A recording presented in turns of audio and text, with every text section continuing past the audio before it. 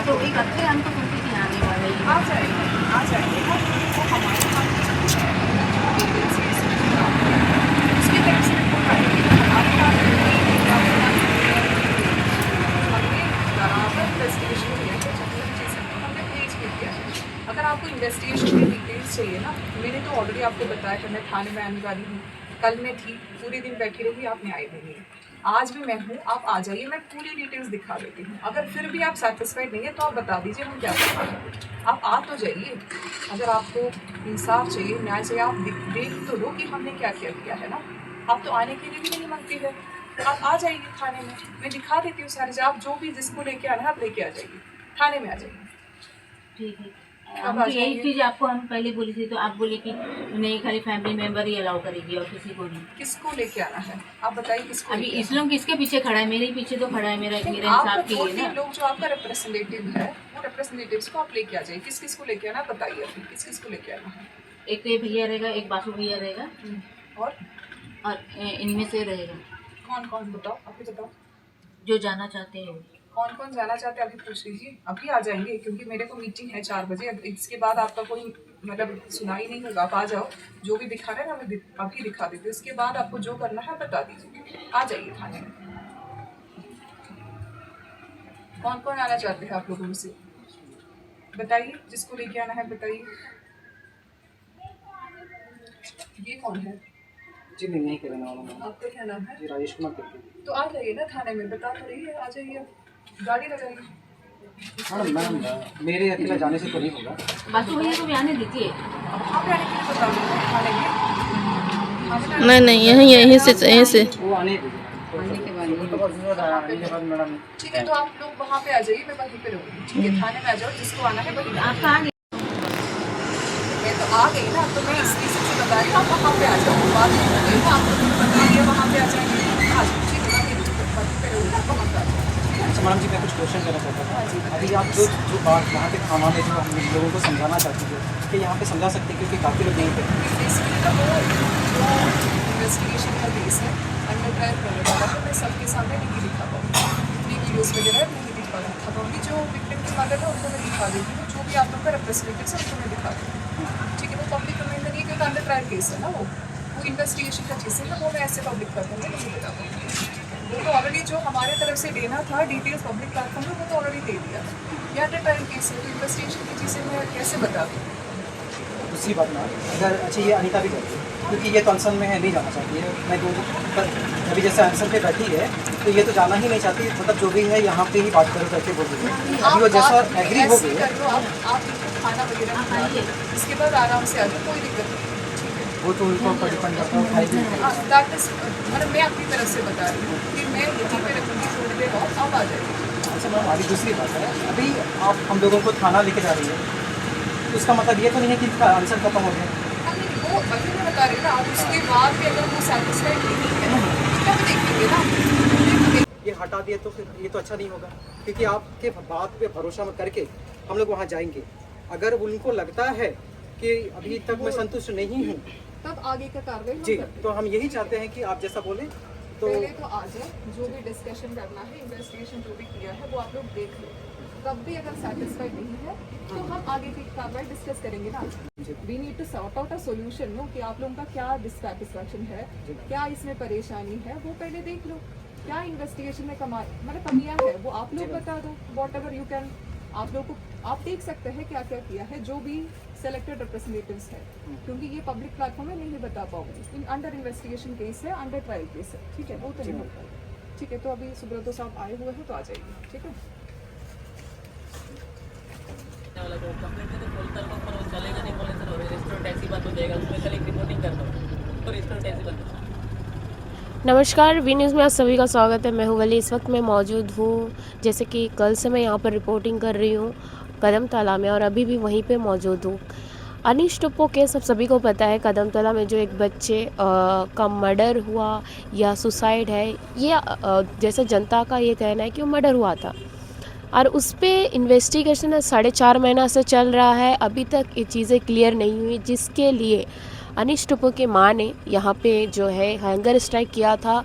5 जनवरी से लगातार एक दिन किया, उसके बाद आज 6 जनवरी या आज भी सुबह से उनका जो है हंगर स्ट्राइक चल रहा था। उनका तबीयत भी बिगड़ गई थी, जिसके बाद हमने कहा कि यहाँ का जो एसडीएम है वो आके कल बात करे थे। आज किसी ने बात नहीं किया, और इनका डिमांड था जैसे कि यहाँ के हाईरोटी एसपी थे या डीसी थे, वो यहाँ आकर उनसे मिले और बात करें। तो आज बता दें कि आज नॉर्थन मिडिल के एसपी मैम आए थे और इनसे मिले, जिसके बाद इनको जो है रिक्वेस्ट किया कि अपने ऑफिस में और इनसे जो है बात करें। तो ये लोग मानते हैं और 4-5 लोग मिलकर जो है मैडम से मिलने जाते हैं। अभी हम इनसे जानेंगे कि आखिर इनसे क्या बात हुई और क्या धरना आगे चलेगी अभी या ख़त्म होगा। तो क्या बात हुई आपसे? एसपी मैडम बोली कि अभी तक रिपोर्ट नहीं आया नहीं आया है, और मतलब ये केस को पोर्टब्लेयर में ट्रांसफ़र कर दिए हैं। पोर्टब्लेयर में ट्रांसफ़र कर दिया। आप लोग जो डिमांड रखे तो उस पर क्या हुआ? उस पे तो रिपोर्ट आने के बाद ही कुछ पता चलेगा, ऐसा करके बोली है। जो 2 टेस्ट हुआ उसका रिपोर्ट नहीं आया है अभी तक। अच्छा, तो आज क्या आप लोग यहाँ पे ख़त्म कर रहे हैं धरना? जी ख़त्म कर रहे हैं। हाँ जी, ख़त्म कर रहे हैं, क्योंकि रिपोर्ट आने के लिए अभी और 1-1.5 महीना लगेगा कि क्या, वो तो हमको नहीं पता जी। अच्छा, और नार्को टेस्ट के बारे में बात हुआ, जो आप लोग लेके डिमांड कर रहे थे कि नार्को टेस्ट क्यों नहीं किया, और आप लोग को इतने दिन से झूठ बोला था कि सारा टेस्ट हो गया है। ये तो हमको उतना समझ में नहीं आया, भैया से ही पूछ लीजिए। अच्छा, तो सुब्रती जी आप भी अंदर गए थे, तो क्या बात हुआ मैडम से? धीरे बोल। हाँ जी, एक्चुअली जो भी जानने का अधिकारी वो अनीश टोप्पो की माता जी हैं। तो मैं एज ए जनप्रतिनिधि और उनका सोशल वर्कर हिसाब से मैं अंदर गया था, तो सभी लोगों को अलाउ नहीं किया था। यही शुरू से अगर पुलिस हम लोगों से भी साझा करती है, क्योंकि आप भी जानती हैं कि अनीश टोप्पो के माता जी को बोलने से वो समझेंगे नहीं क्या अब असली में हुआ क्या है, क्या वो जो बोल रहे हैं टेक्निकल वर्ड्स उनको ये नहीं है। अभी केस जो रजिस्टर्ड हुआ है वो सुसाइड में ही रजिस्टर्ड हुआ है, क्योंकि पुलिस को जो भी सनकम्पिटेंस एविडेंस जितना मिला है उसमें पुलिस का इन्वेस्टिगेशन में वो सुसाइड ही है। तो अभी हम लोगों ने फिर बहुत सारे सवाल पूछे कि उनका बदन में जो इंजरी था वो कैसे आया, तो वो सब कुछ सवाल का जवाब हमें चार्जशीट से मिलेगी। उनका ये कहना था कि आप चार्जशीट का वेट करिए। हम लोगों ने चार्जशीट जमा कर दिया। चार्जशीट यानी पुलिस का इन्वेस्टिगेशन फुल हो गया, वो वहाँ में जमा कर दिया कोर्ट में। तो वो कोर्ट से हम लोग को चार्जशीट अनीश का माता जी को तो मिलेगा ही, तो वो चार्जशीट में हम लोग देखेंगे।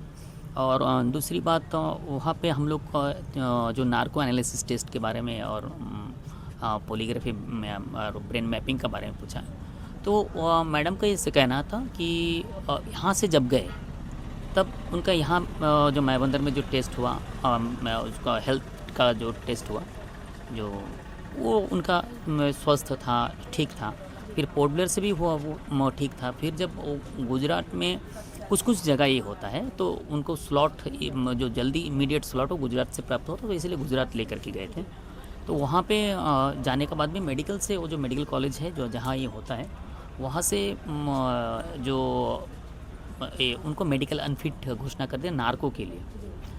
अब यही बात शुरू से कंफ्यूज होकर दौड़ रही थी, उनका नार्को हो गया, सब ने बोला नार्को हो गया। तो आज हाँ, सब ने बोला उनका नार्को टेस्ट करा के लेके, सभी पुलिस, इवन मेरे से भी जो भी पुलिस वाले से बात हुआ था नार्को टेस्ट करा के, लेकिन हम लोग को बाहर से मालूम चल रहा था नार्को नहीं हुआ है। तो आज मैडम ने भी कंफर्म कर दिया नार्को नहीं हुआ, उनका फिजिकल अनफिट होने का कारण, और उनका कभी नार्को हो नहीं सकता, ये भी क्लियर कर दिया। तो पॉलीग्राफी और ब्रेन मैपिंग हुआ है, बाकी 2 हुआ है, उसमें उसका रिपोर्ट का इंतज़ार करना पड़ेगा। दूसरा जो फॉरेंसिक रिपोर्ट है, और 2 जगह में दिया है। एक जो वहाँ का मौका वारदात से जो रस्सी और बाकी जो भी डिजिटल नहीं है, जो भी चीज़ वो कलकत्ता में दिया है, और जो डिजिटल ये एविडेंसेस है जैसे मोबाइल फ़ोन हो बाकी ये सब तो इसको हैदराबाद में दिया है। तो ये 2 जगह में यहाँ से भी ये आना है। तो अभी इसीलिए वो रिपोर्ट का भी हमें इंतज़ार करना पड़ेगा। और रहा दूसरी बात आगे का हमारा ये क्या होगा, ये आपका सवाल पूछने से पहले मैं बोल देता हूँ कि आगे का हमारा क्या होगा।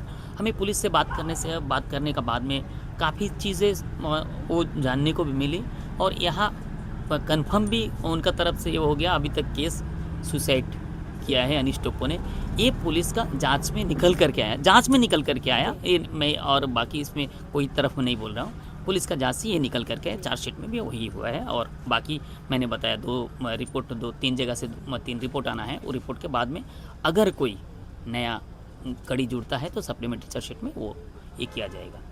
तो अब अभी हमारा सामने एक रास्ता है, हाईकोर्ट जाना, और ये जांच को दोबारा कराना तो पुलिस तो दोबारा करेगी नहीं। एक सीबीआई इंक्वायरी में जो 2 दिन से भी बोला था, तो एक हाईकोर्ट जाना है, हाईकोर्ट में PIL दाखिल करना है, उसका बाद में हाईकोर्ट का ऑर्डर से केस सीबीआई को ट्रांसफ़र कर सकते कि दोबारा हम जांच से संतुष्ट नहीं है। वो तभी होगा जब पुलिस का जांच का कॉपी हम लोग को मिलेगा। इसीलिए मैं 2 दिन से बोल रहा हूँ कि ये केस का जो सीबीआई का जो मामला है ये अलग इशू है, ये हम लोग वो टाइम में करेंगे। तो किसी को भी मायूस, मैं जो भी आपका व्यूअर्स है या हमारे गांव के लोग हैं, किसी को मायूस होने की आवश्यकता नहीं है। लड़ाई पिक्चर अभी बाकी है मेरे दोस्त, ऐसे बोलना चाहूँगा कि लड़ाई जारी रहेगी। और अभी कानूनी लड़ाई बचा है, तो मुझे नहीं लगता है रोड में कुछ बचा है। रोड का चैप्टर पुलिस ने क्लोज़ कर दिया चार्जशीट में, इसलिए आने वाला लड़ाई कानून का माध्यम से लड़ना है। और हम लोग भी जानना चाहते हैं, मैडम से पूछा था कि उनको जो विकास मंडल ने मारा है क्या कोई वेपन्स या कोई ये यूज़ किया है, तो उन्होंने कहा नहीं, कोई वेपन्स या कोई लकड़ी या कोई भी चीज़ का इस्तेमाल नहीं किया है, तो थप्पड़ उप्पड़ मारा है। तो हम लोग, मेरा ये सवाल था खासकर। फिर उसका जो बहुत गहरा इंजरी था कि सिर में मेजर इंजरी था, वो कहाँ से आया, और उसका लोअर एब्डोमेन में जो चोट था वो कहाँ से आया। तो मैडम का ये कहना था कि आप उसमें चार्जशीट का इंतज़ार करिए, कि शायद उसमें चार्जशीट में कुछ ऐसा कुछ लिखा है जो चार्जशीट का बाद में हम लोग को पता चलेगा। तो आज ख़त्म कर रहे हैं आप धरना प्रदर्शन? हाँ, इसके बाद में तो और कोई यहाँ रास्ता से न्याय दिलाने का कोई रास्ता तो हम लोग को मुझे तो नहीं दिखता है खास करके, और शायद किसी को भी नहीं दिखता होगा, क्योंकि इसके आगे हम लोग करेंगे क्या, नया तरह से जांच करने से अगर हम लोग जितना भी रोड में ये करे, हंगामा करे, हंगर स्ट्राइक करे, भूखा मर जाए, वो सीबीआई जांच का तो पुलिस आदेश नहीं देगी, तो वो हमें कानूनी प्रक्रिया से ही लड़ना पड़ेगा। इसीलिए हम आपके माध्यम से लोगों से आने वाले समय में अनीश टोप्पो के माताजी के साथ में खड़े होने का मैं आग्रह करूंगा, और ये निवेदन भी करूंगा कि हमारी लड़ाई आगे जारी रहेगी। जिस फॉर्मेट में जिस तरीके से हो, आप हमें सहयोग करते रहिए। तो जैसे आप देख रहे हैं, आज जो है हंगर स्ट्राइक जो कल से चल रहा था, आज समाप्त हो रहा है, क्योंकि एसपी मैडम आते हैं और इनसे बात करते हैं, इनका जो भी सवाल थे केस को लेकर वो उनसे क्लियर करते हैं, और आज जो है यहाँ पर इनका हंगर स्ट्राइक ख़त्म होता है। तो चलिए लगातार हमारे साथ जुड़े रहिए और देखते रहिए वी न्यूज़। धन्यवाद।